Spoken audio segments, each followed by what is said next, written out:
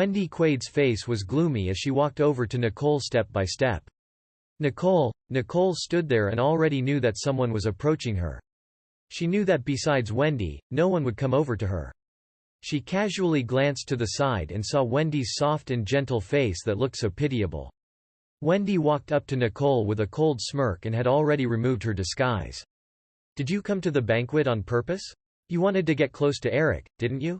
You're already divorced, so why are you still clinging to him? If I were you, I'd hide far away. Don't come looking for trouble." Nicole looked at Wendy with a harsh and mocking gaze. "Wendy Quaid, the whole world knows that you're the mistress in our relationship. Did you have a good time lately? Since this scandal went viral, netizens dug up information on Wendy Quaid, who was frequently seen around Eric Ferguson. Although Eric Ferguson had already taken down those posts, Wendy Quaid had been dubbed the homewrecker and was scorned by many, so much so that Wendy could not sleep well for some time. Nicole, a title isn't as important as our feelings for each other. Eric and I will be together one day, unlike you." Wendy coldly snorted out of jealousy and gave Nicole a once-over. "Did you take the money from selling your blood to get this banquet invitation? How else could you come to such a place? The clothes and jewelry you're wearing are also rented, right?" Wendy stepped forward. Her gaze flickered slightly as she walked next to the pool with a cold smirk. "Nicole, you're just asking for it." As she said that, Wendy suddenly leaned backward and fell into the pool. The splash immediately attracted the attention of the crowd. The crowd exclaimed. Nicole looked at the scene with an indifferent and dark gaze. She suddenly thought about the banquet 3 years ago back when she had just gotten married to Eric. This exact situation happened as well. "Nicole, I won't congratulate you on your marriage. After all, Eric isn't in love with you.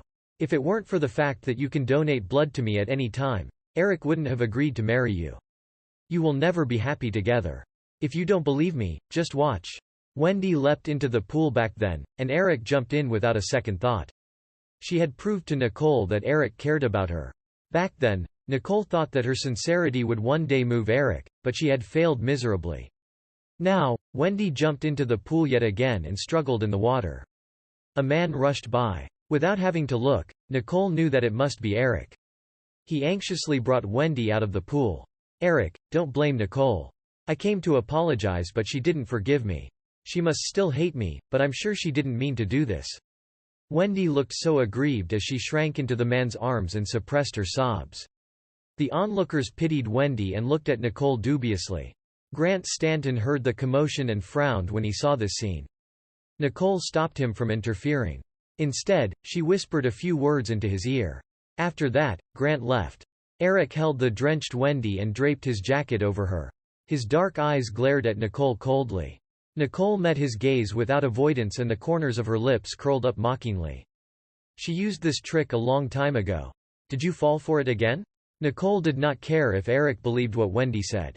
She tucked a strand of hair behind her ear and smirked. It doesn't matter. Her acting skills are so subpar without any improvement after all these years. I'll cooperate and ignore it. Why do I have to play along with her? It'll just lower my IQ. Nicole was just about to turn around and leave when Wendy suddenly got up from Eric's embrace and tugged on Nicole's arm. Wendy refused to let go of this wonderful opportunity to clear her name and cried. "Nicole, I know that you don't like me, but every time you donated blood, Eric paid you for it. What else are you dissatisfied with? Why are you still pestering Eric after the divorce and slander us? You did everything possible to come to this party because you refused to let go of him, right?"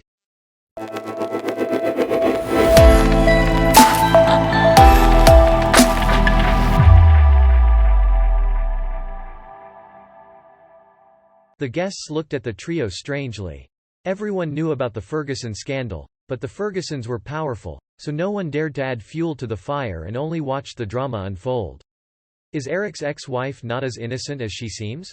Eric Ferguson frowned slightly and thought that Wendy Quaid was being rude. He was just about to go over and pry Wendy away when he saw Nicole turn around with a cold face. While the crowd was still dumbfounded, Nicole grabbed Wendy's arm and marched towards the pool. Wendy was like a helpless puppy that was being dragged by Nicole and did not even have a chance to retaliate. Nicole held Wendy's chin, then gave her a crisp slap across the face, which made Wendy scream in pain. After that, Nicole released her grip. Wendy then fell into the pool with a big splash. Wendy's scream stopped abruptly as she struggled in the water, shocked and humiliated. Nicole withdrew her hand. Her gaze was cold and sharp, and her tone was indifferent as she said, "Since you accused me of doing something I haven't done, I ought to live up to it. You can stop the act. I admit to what I've done now." Wendy was thrown into the pool under everyone's watchful gaze. Her reaction was very different from the first time when she jumped in herself. Thus, everyone began to be skeptical. Eric Ferguson also questioned what he saw at that moment. The Nicole in front of him seemed like a completely different person. The water in the pool was not very deep. Wendy saw that no one was going to save her, so she was about to climb up herself when she suddenly felt a cold liquid raining down on her head. The scent of the 1982 Lafite wine was strong as it dripped down Wendy's hair. Wendy's dignity was completely crushed as she looked up in fear. Nicole's eyes were cold and sullen with unbridled contempt as she poured half a glass of wine over Wendy's head. She was instantly in a much better mood. "This is an extra gift for you, Ms. Quaid. Don't be in such a hurry to leave just yet. I still have another surprise for you." When Nicole left the scene, everyone looked at Wendy with disdain. How can a bad person act so righteous? One of them was calm and collected, while the other one was panic acting. Everyone could see that Wendy started this pretentious act. "Eric," Wendy's voice trembled as she carefully looked at the man. Wendy hated Nicole so much because Nicole stole Eric's attention and all the limelight away from her the moment she appeared. If it was not for Nicole, Wendy would not be in such a mess and would not become a laughing stock. Wendy admitted that she panicked. All she wanted now was to hurry up and leave because she did not know what other tricks Nicole had up her sleeve. Eric withdrew his gaze and called a waiter to help Wendy, who was shivering after falling twice into the water. "You fell in by yourself just now, right?" Eric's dark eyes were cold and gloomy. Wendy looked flustered. "Of course not. Why would I frame Nicole? Can't you see that she's crazy and just wants to get back at us?" "Eric, do you not trust me? Do you not believe in Hendrik?" Eric's gaze was deep as he scrutinized Wendy. His intimidating gaze made her tremble. "I'll send you back first." Wendy looked relieved and was just about to nod when someone shouted, "Look upstairs." Everyone's attention turned to the second floor, where Nicole was standing nonchalantly with a large crocodile leather suitcase in her hand. She was leaning against the railing with her arms bent and had a cigarette in hand. The wisps of smoke made her look so enchanting that the crowd could not move their eyes away.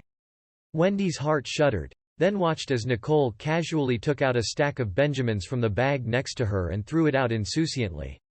Those crisp bills floated in the air and fell onto the ground and the water. Nicole continued throwing money by the handfuls. Many waiters and guests excitedly picked up the notes and everyone was shocked by this scene. After a while, Nicole felt that it was not satisfying enough, so she took the bag and inverted it over the railing.